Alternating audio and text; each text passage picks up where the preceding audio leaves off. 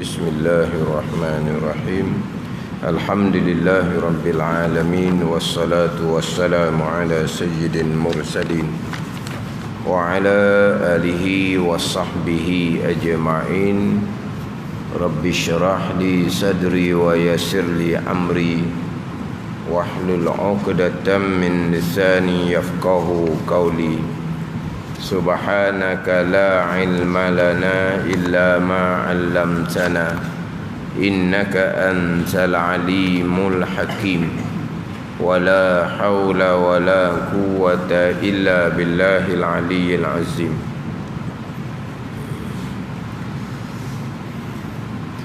Kitab Fathul Mu'in, muka surat 52, petok atas sekali.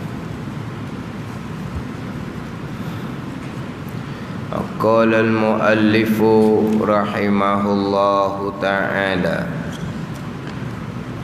wa nafa'ana bi'ulumihi amin. Wa arkanuhu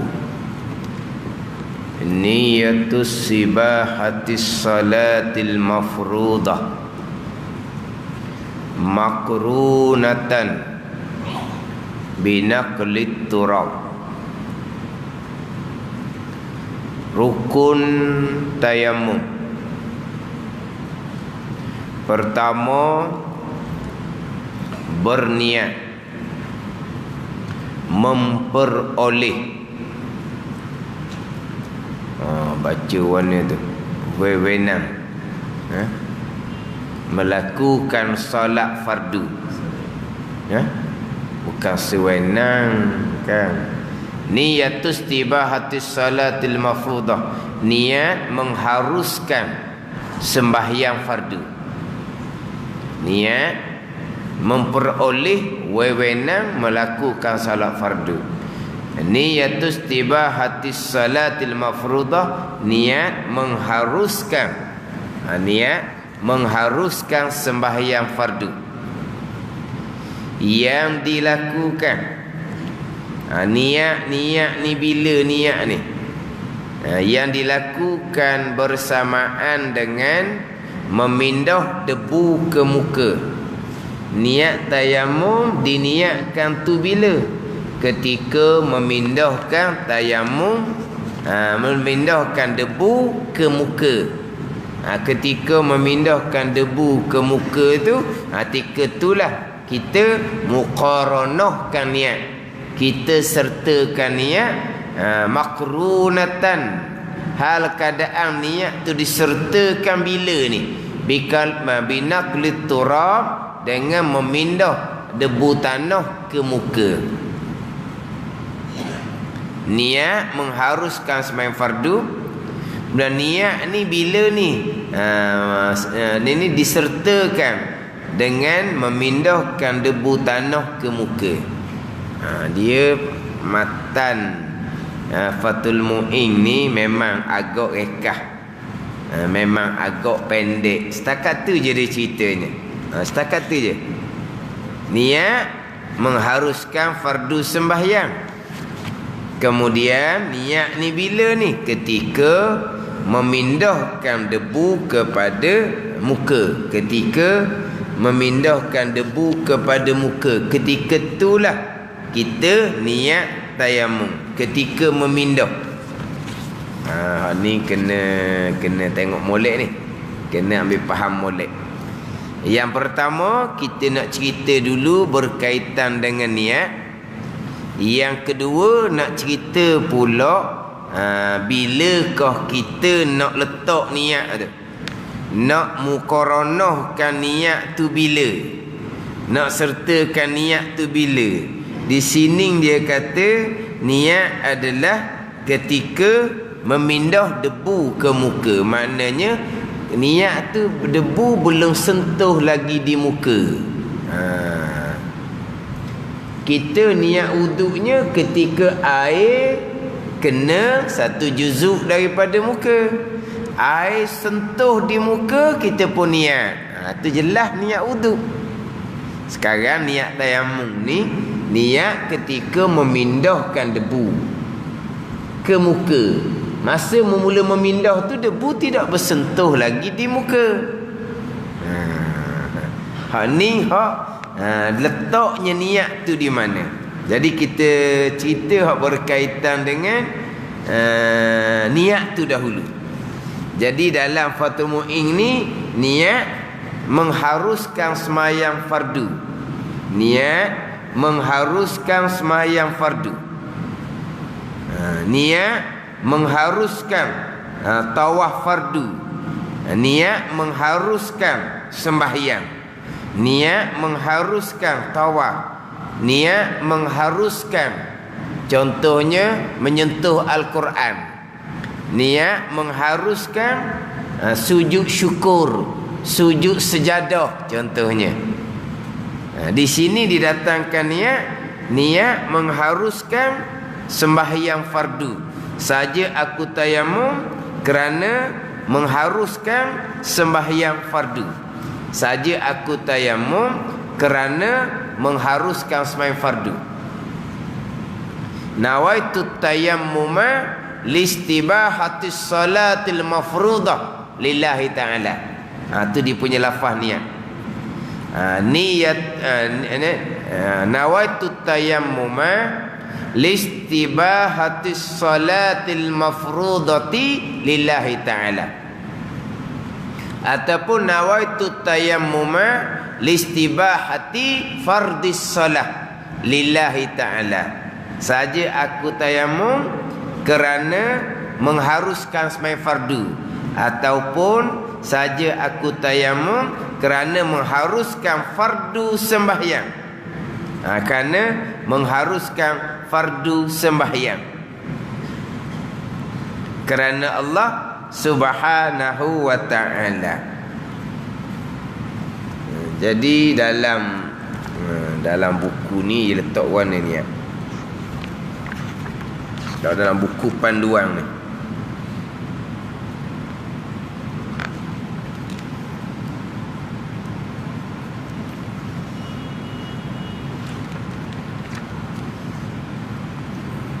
Buku panduan ni dia niat saja aku bertayamum bagi mengharuskan fardu solat lisibahati fardis salat kerana Allah Ta'ala lillahi ta'ala. Kemudian jika tidak diniatkan fardu, tidak diniatkan fardu ni kita niat macam mana? Nawaitu tayammuma listibahatis salah lillahi ta'ala. Saja aku tayammum kerana mengharuskan sembahyang. Tidak sebut sembahyang fardu, tidak sebut fardu sembahyang. Tayammum ini tidak boleh digunakan untuk solat fardu, namun boleh digunakan untuk solat sunat dan ibadah sunat yang lain. Dia pendek je dalam buku ni. Tapi dalam kitab Fathul Mu'in kita lagi pendek. Lagi pendek uraian dianya. Dia lafaz niat pun tak datang ni. Dia cuma sebutnya niat mengharuskan sembahyang fardu. Dia lafaz niatnya nawaitu tayammuma listibahatis salatil mafruḍah ataupun listibahati fardis salat lillahi ta'ala. Dia kalau dalam setengah-setengah kitab dia susun berkaitan dengan martabat niat. Disusun berkaitan dengan martabat niat. Martabat niat ni martabat yang pertama, martabat yang kedua, martabat yang ketiga. Kalau kita niat hak martabat yang pertama, kita boleh pakai martabat yang kedua dan ketiga sekali.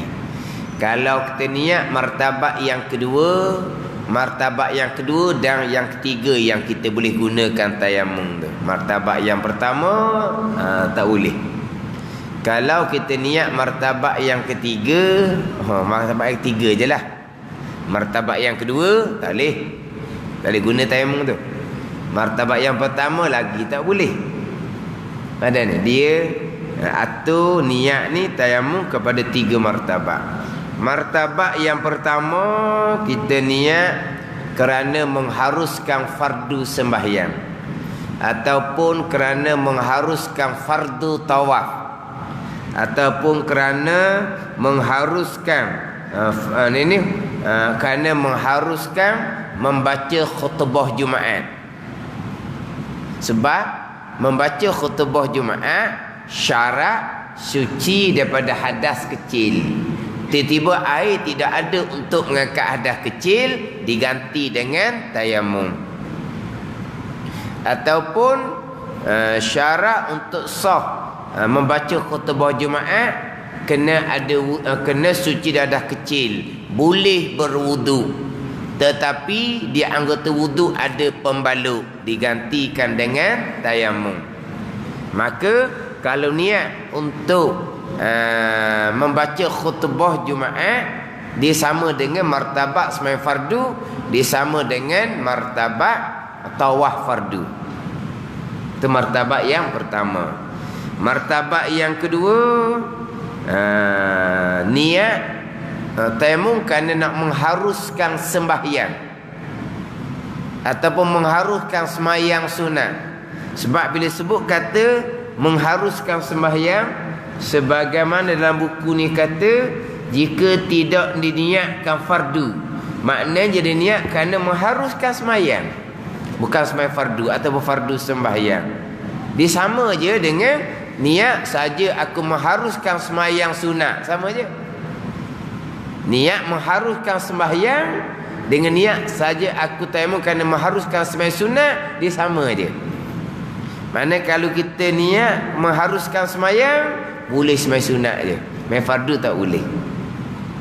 Jadi martabat yang kedua, niat tayamum kerana nak mengharuskan sembahyang ataupun mengharuskan sembahyang sunat, mengharuskan tawaf sunat, mengharuskan solat jenazah. Itu martabat yang kedua. Martabat yang ketiga paling rendah, kerana mengharuskan sujud sejadah, mengharuskan sujud syukur, mengharuskan menyentuh Al-Quran. Itu martabat yang ketiga. Martabat ketiga ni banyak. Kalau orang tu berhadas besar, dia tidak boleh berhenti dalam masjid. Kalau orang tu berhadas besar, dia tidak boleh membaca Al-Quran. Dia nak mengangkat hadas besar dengan mandi wajib, air tak ada, dia pun tayamum kerana nak mengharuskan berhenti dalam masjid. Saja aku tayamum kerana nak mengharuskan membaca Al-Quran. Sebab orang yang berhadas besar nak duduk dalam masjid haram. Orang yang berhadas besar nak membaca Al-Quran haram. Orang berhadas kecil boleh membaca Al-Quran, cuma tidak boleh menyentuh Al-Quran.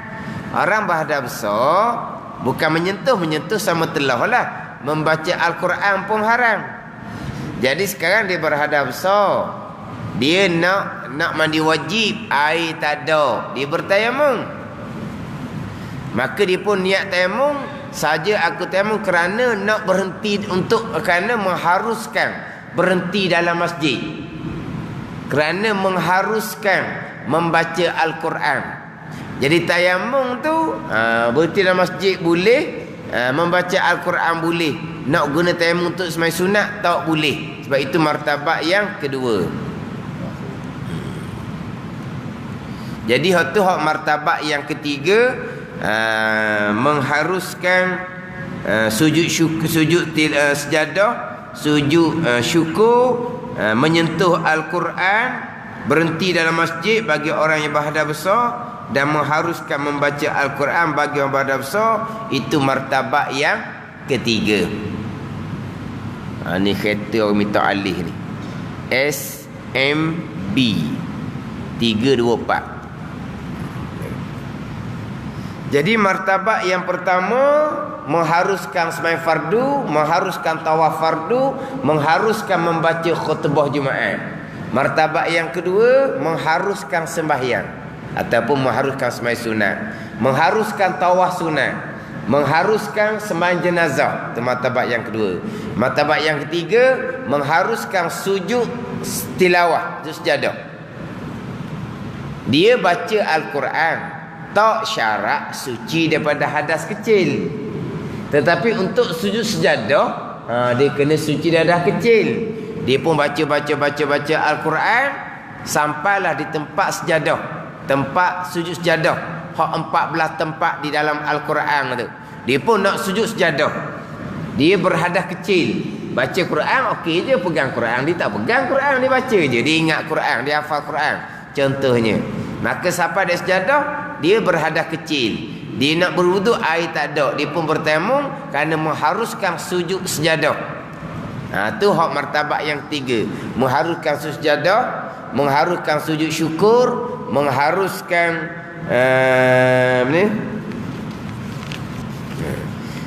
mengharuskan sentuh Al-Quran contohnya. Itu martabat yang ketiga. Kalau niat di martabat yang pertama, contoh niat dalam kitab kita ni, niat mengharuskan sembahyang fardu, boleh sembahyang fardu, boleh sembahyang sunat, boleh sembahyang jenazah, boleh sujud sejadah, sujud syukur, dan juga hak sama tarah dengan hak martabat yang ketiga. Kan? Kalau diniat saja ketemu kerana mengharuskan sembahyang, boleh sembahyang sunat dengan tayamum tu, boleh tawaf sunat dengan tayamum tu, boleh sembahyang jenazah, boleh sujud tilawah, sejadah, boleh sujud syukur, boleh sentuh Al-Quran. Itu martabat yang ketiga. Kalau niat saja ketemu kerana mengharuskan sujud sejadah boleh, sujud syukur boleh, sentuh Al-Quran boleh. Nak sembahyang sunat tak boleh, nak sembahyang fardu lagi tak boleh. Dia gitu. Faham dah tu? Jadi dalam kitab kita ni, dia niat hak paling tinggi. Niat mengharuskan sembahyang fardu. Tu niat hak paling tinggi. Ada ni. Kemudian hak martabat yang kedua, kenapa masuk sekali dengan sembahyang jenazah? Martabat yang kedua, sembahyang jenazah ni bukan sembahyang sunat. Sembahyang jenazah ni dia sembahyang fardu. Faham tak ni? Sembahyang jenazah sembahyang fardu. Fardu kifayah ialah, tapi sembahyang fardu. Kenapa duduk di martabat yang kedua? Dia berkaitan dengan sembahyang jenazah ni, dalam bab niat dia duduk di martabat yang kedua. Jadi dia letak sembahyang jenazah ni macam sembahyang sunat. Apa maksud dia? Maksud dia kalau ada dah sembahyang seorang, orang lain tak sembahyang, tak berdosa. Macam sembahyang sunat je jadinya. Kalau sembahyang sunat dah sembahyang tak berdosa kan? Sembahyang jenazah bila ada dah orang sembahyang, jadi tak sembahyang tak berdosa. Jadi letak macam sembahyang sunat. Tapi sembahyang jenazah dia tak sama sembahyang sunat, tapi dalam bab niat tayamum ni. Faham tak ni? Kita sembahyang jenazah, sembahyang fardu. Contoh, sembahyang jenazah ni dalam niat, dia macam sembahyang fardu 5 waktu je, qasad, ta'arud, ta'ayyun. Kena niat ta'arud, kena niat fardu. Kan kita sembahyang zuhur kan, qasad, ta'arud, ta'ayyun. Saja aku sembahyang fardu zuhur. Sembahyang jenazah pun qasad, ta'arud, ta'ayyun juga. Saja aku sembahyang fardu jenazah. Wajib niat ta'arud. Sebagaimana sembahyang fardu 5 waktu, berdiri qiyam rukun. Sembahyang jenazah pun berdiri qiyam rukun juga bagi orang yang kuasa. Tapi kalau orang lemah, dia boleh sembahyang jenazah duduk. Tapi bagi orang yang kuasa, berdiri rukun juga. Walaupun sembahyang jenazah tu fardu kifayah, sama je. Ada ni. Jadi dalam bab niat, dia kalaulah main sunat, niatnya qasad dan ta'ayyun je. Pada ni, saja aku sembahyang sunat sebelum zuhur contohnya. Saja aku sembahyang sunat duha contoh, qasad dan ta'ayyun je. Tapi kalau sembahyang fardu qasa ta'arud ta'yun. Sembahyang jenazah pun qasa ta'arud ta'yun. Dan pahala sembahyang jenazah pahala fardu kifayah. Walaupun kita sembahyang atas kubur. Mana ni? Sesadah ke bumi, kita mari lambat, kita bersembahyang atas kubur. Kita sembahyang jenazah atas kubur tu boleh pahala fardu, bukan pahala sunat. Pada sembahyang fardu. Tapi bab niat tayamum ni dalam kitab ia letak di martabat yang kedua. Tapi bukan kata sama dengan sembahyang sunat ni sebuah hukum. Mana boleh sama fardu dengan sunat? Ni sebuah pahala. Mana boleh sama pahala fardu dengan pahala sunat? Tapi bab niat ia letak sama. Walah kalau nak kira lah, membaca khutbah Jumaat. Membaca khutbah Jumaat. Apa hukum baca khutbah Jumaat? Fardu. Wajib. Fardu ain ke fardu kifayah? Jawab fardu ain, berebut naik atas mimbar, seorang kena baca khutbah. Dah kalau fardu ain, kalau jawab je ni membaca khutbah Jumaat fardu ain, kena gila. Seorang naik baca, seorang naik baca, seorang naik baca. Fardu ain, rebah gitu. Fardu kifayah juga. Jadi membaca khutbah Jumaat fardu kifayah juga. Sembahyang jenazah fardu kifayah juga. Yang jadi letak martabat niat tak sama tu.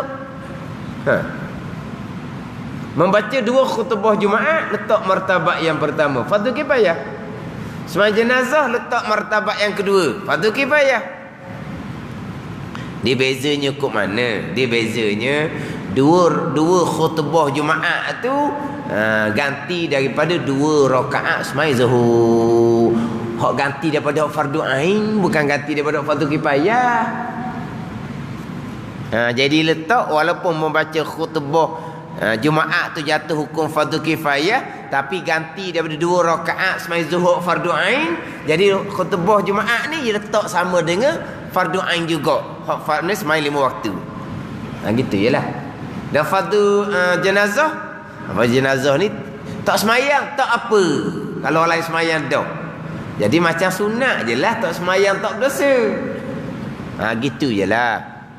Ni hak dalam fiqh mazhab Syafi'i kita. Ada pun pandangan-pandangan mazhab lain. Niat apa je boleh buat belaka. Kalau mazhab Hanafi pula niat pun tak rukun. Kalau mazhab Hanafi niat pun tak rukun Mazhab Hanafi kan bukan niat tayamum, niat wuduk pun bukan rukun, niat mandi wajib pun bukan rukun. Sebab Nabi kata niat ni amal. Innamal a'malu binniyat. Sesungguhnya sah amal dengan niat. Amal kena ada niat, Nabi kata. Maka amal yang sebenar, kerjaan yang sebenar adalah sembahyang.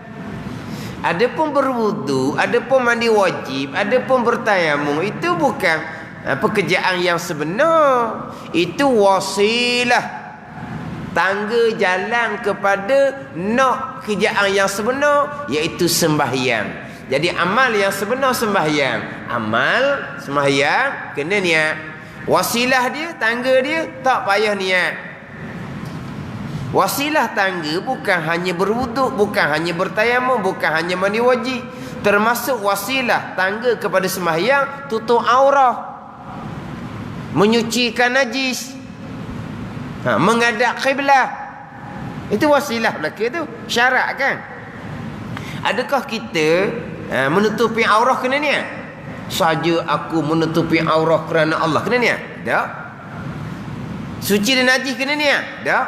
Menghadap kiblat kena niat? Tak. Sebab ia bukan amal. Dia hanya wasilah. Jadi mazhab Hanafi berwuduk, bertayamum, mandi wajib sama aja. Tak ada niat-niat sebab dia bukan amal.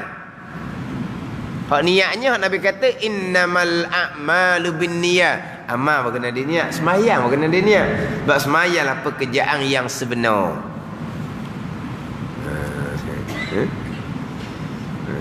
Tu hak mazhab Hanafi. Mazhab-mazhab lain dia bab niat ni, asal niat je. Niat tayamum je sudah. Dia tak payah. Oh ni siapa ke ada 3 pula, ada siapa 3 martabat. Tapi kalau mazhab Hambali dia kena ta'yin sungguh, kena sebut sungguh. Mengharuskan semayang semayang zuhur. Contohnya mengharuskan semayang zuhur daripada hadas kecil ataupun hadas besar, dia kena sebut benar. Atau mazhab Hambali. Banyak daripada kita lagi lah.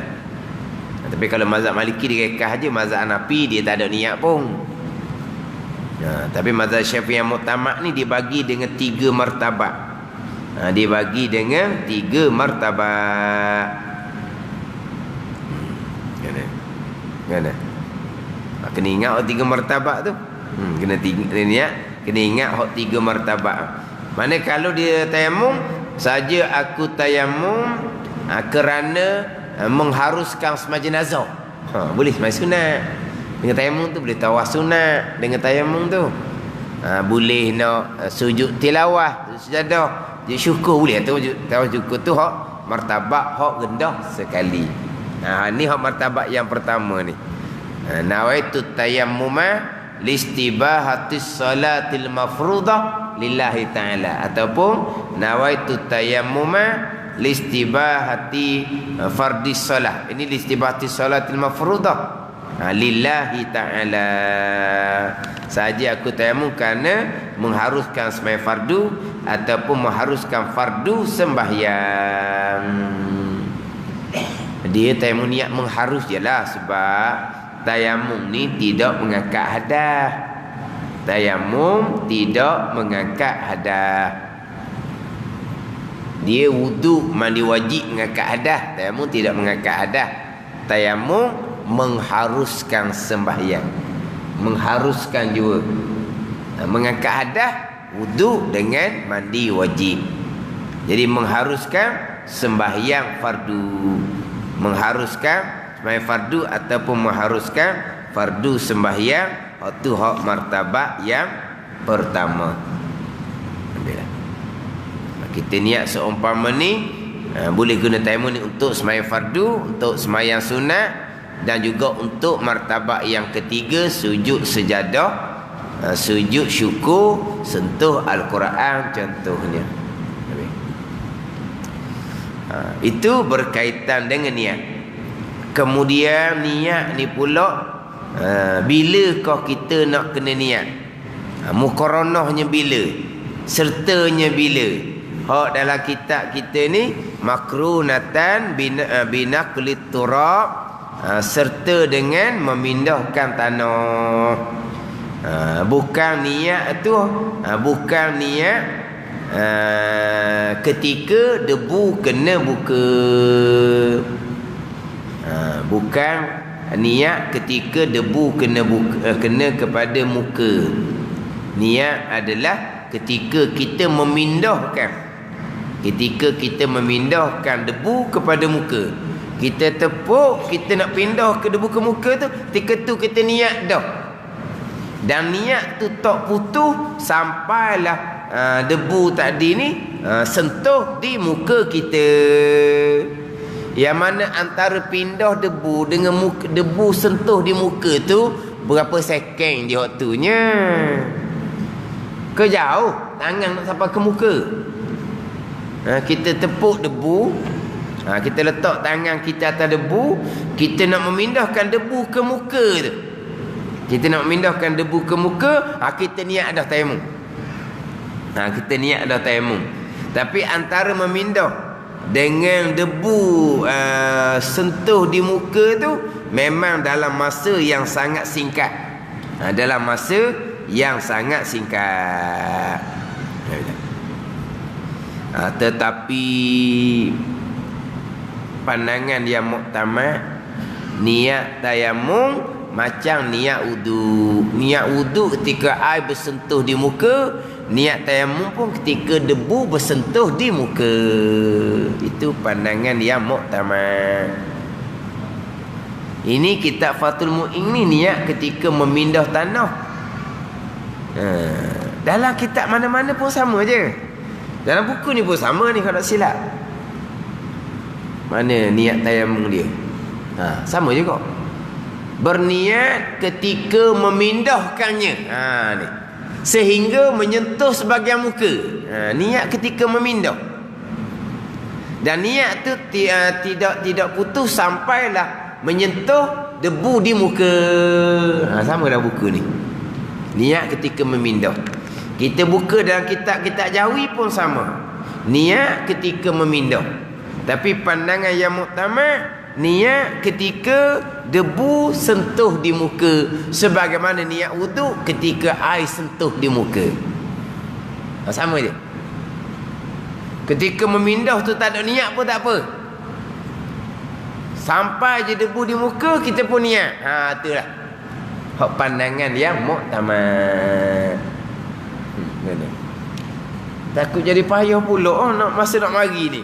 Masa nak mari nak biar ada niat. Niat pula kena kekal pula. Jangan berhenti tengah tu. Berhenti tengah tu kena niat lain pula jadinya. Satu kerja pula. Sebab niat ketika memindah ni. Tapi betul lah antara memindah dengan debu sentuh muka memang masa yang sangat singkat. Tapi kena niat dulu ni. Biasa tayamum niat bila? Sebab walaupun dalam kitab ajar tulis niat ni ketika memindah, kalau tanya-tanya orang, kebanyakan dia letak niat ketika debu kena di muka kau. Jadi ambil mana tu sebenarnya? Sebab dah kitab semuanya lebih kurang sama aja. Niat adalah ketika memindah. Cuma dalam huraian-huraian kitab saja dia mendatangkan niat ketika memindah itu pandangan dhaif. Pandangan muktamad niat adalah ketika debu bersentuh dengan muka. Jadi sama dengan niat wudu. Ketika air pertama-tama bersentuh dengan muka.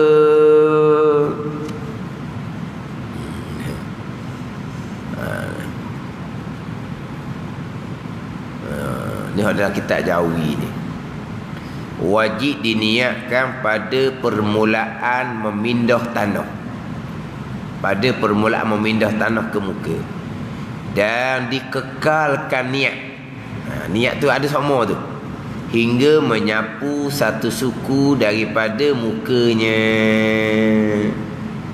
Dalam syarahan kalau kita tengok dalam kitab-kitab besar, pandangan ni haza dhaifun wal mu'tamadu al-iktifa'u bistihdariha inda mashi syai'in minal wajhi. Pandangan yang muktamad memada hadirkan niat ketika menyapu satu suku daripada satu juzuk daripada muka. Tu kena buka dalam kitab lebih besar lah. Kalau kitab kecil macam Fathul Mu'in, dalam kitab-kitab Jawi dia sama sahaja. Niat adalah ketika memindah. Termasuk dalam I'anatul Talibi ni pun sama juga. Niat ketika memindah. I'anatul Talibi ni syarah dah ni, huraian kepada kitab Fathul Mu'in. Niat sama juga ketika memindah. Pada mutamat tidak, niat ketika bersentuh debu di muka. Sama macam niat wuduk ketika air bersentuh di muka. Ada ni. Kemudian jangan salah faham pula, niat ketika debu bersentuh di muka. Ketika mula debu sentuh di muka, niat tak hadir lagi. Lepas tu macam mana? Keluar balik kan? Kena masuk semula. Kita pak debu sentuh muka, tak lagi niat, keluar balik. Masuk balik, tak lagi niat, keluar balik. Ingatlah dia cerita bab wuduk dulu. Cerita bab wuduk dulu kan. Bila kau niat wuduk, ketika menyentuh, ketika mana ni? Hak dalam hak niat wuduk dulu. Saya tak ada ni hak Fathul Mu'in ni, sebab saya helayang-helayang je. Kalau hak Arab dia apa? Niat wuduk bila tu. Ketika mana niat wuduk?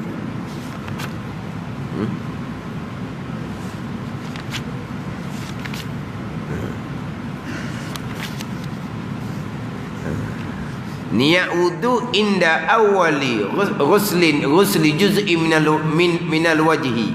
Niat adalah ketika mula-mula membasuh satu juzuk daripada muka. Ketika mula-mula tu. Hai kena muka tika tu lah niat. Hai sentuh di muka, tiba-tiba tak hadir niat. Ada orang faham kena buat keluar semula tangan tu. Sebab apa? Sebab niat wudu, ni kita Fathul Mu'in, kita arak, kita jawi pun sama juga. Niat adalah ketika mula-mula air kena muka. Kalau jenis bawah paik, dia masuk muka bawah paik, air kena di muka tak niat, dia keluar muka semula. Masuk pula mula-mula air kena di muka tak niat, keluar balik. Ada orang ngajar gitu dan ada orang beramal seumpama tu. Atau kalau hak jenis air pahit, hak jenis air kolah, dia ambil air kolah, pah muka. Allah, tak jadi niat. Dia lepas air tu, lepas. Dia ambil air lain pula. Pah muka, mula-mula air kena muka, niat tak masuk. Buang dulu. Buang dulu. Sama juga pandangan muktamad, niat ketika mula-mula debu sentuh di muka. Ketika debu sentuh di muka. Bila debu sentuh di muka, niat tak mari, orang nak kira. Dia bila sebut kata niat ni ketika mula-mula sentuh air di muka, hak tu ni basuh muka yang diiktibar. Mana kalau kita air kena di muka tapi niatnya tak mari lagi, sampai separuh ni barulah niatnya mari, maka hak separuh ni baru iktibar, baru dikira wudu. Hak atas basuh saat ni tak mari wudu sebab niat tak masuk lagi. Lepas tu macam mana? Lepas sesak bawah naik semula lah. Perhati hak atas ni. Tadi kata dah atas tapi niat tak mari. Niat siapa apabila niat mari apabila basuh muka separuh dah. Di situlah dikira mula-mula. Itu dia panggil mula. Sebab apa? Mula-mula yang diaktibar, yang dikira sebagai wudu adalah ketika mari niat. Dah atas ni basuh dah ni, tak panggil wudu sebab niat tak mari lagi. Dia kena naik semula tangan setengah air ni kepada atas semula. Tu je. Ada. Sama telah pula kalau buah muka bawah paik. Sama telah lah tu. Kita buah muka bawah paik kan. Air lain-lain tu. Ni siapa ke masuk muka bawah paik, tak masuk niat, keluar balik muka. Masuk niat hak mula-mula. Kalau buka kitab Hidayatus Salikin pula, niatnya di dahi. Niat wuduknya di dahi. Tiba-tiba masa air kena dahi tak niat, di hidung baru niat, tak boleh. Kena niat di dahi.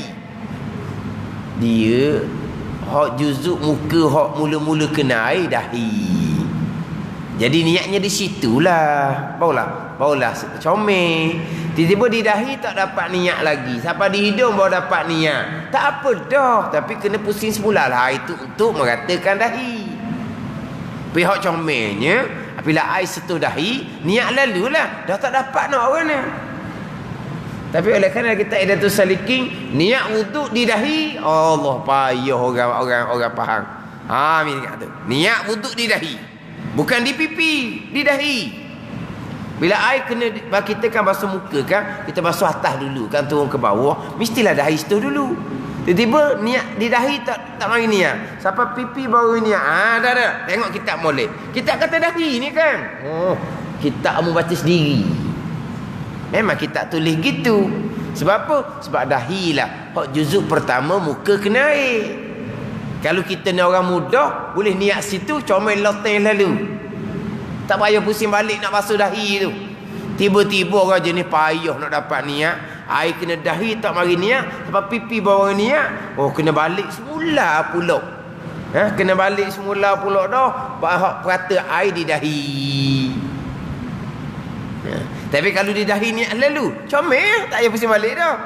Sesat dah basuhan kali yang pertama, kita buat basuhan sunat lah pula kali kedua ketiga.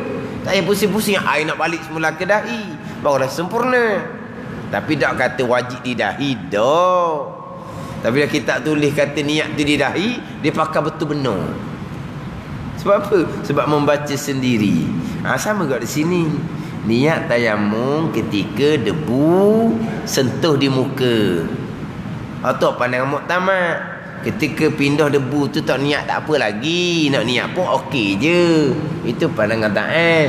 Diniat sebelum daripada mana ketika memindah tu diniat dah, janji niat tu masa lagi kekal sampailah debu tu bersentuh dengan muka. Tapi hak mutamadnya tak syarat gitu. Dia muqarranahnya serta niat ketika sentuh debu di muka. Kita nak cerita sentuh debu di muka tak mari niat. Tak jadi lagi tayamum. Kemudian kita pun gosok slow-slow baru dapat niat. Tu baru panggil mula tayamum. Apa katalah. Tapi kalau purata tak mari juga niat, mari niat kemudian habis dah debunya. Lambat sangat. Dia. Lepas tu warna tu. Kalau pakai buat keras tangan, buat keras nak keras tangan pun. Debu sentuh di muka dah ni. Tapi niat tak mari semacam ni. Tangan kita buat diam. Tak apalah. Dan kalau kita pusing-pusing niat tak mari lagi. Habis debu baru dapat niat. Tak jadilah debu tak ada dah. Dah saat ni duk pusing debu, tu dah kita tayamum lagi sebab tak masuk niat lagi.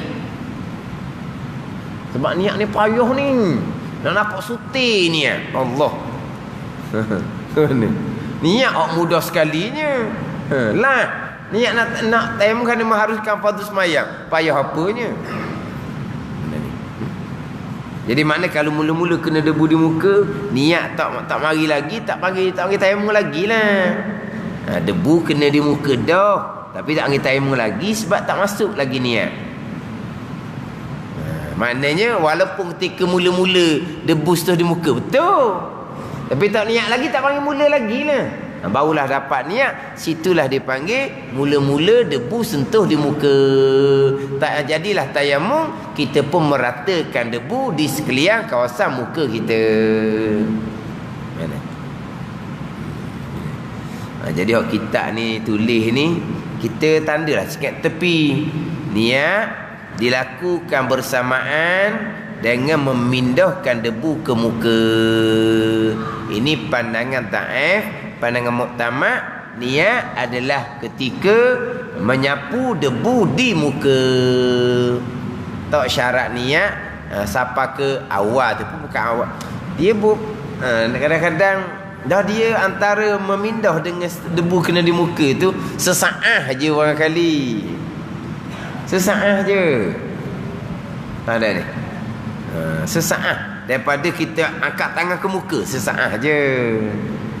Tapi bila niat ni ketika memindah dia aku susah. Nak pindah tak dapat niat, nak pindah. Tangan duk gitu.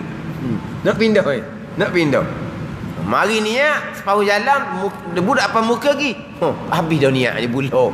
Satu hal bulo. Kalau jenis payah niat tadilah. Pandangan muktamad, niat tayamum adalah ketika menyapu debu di muka.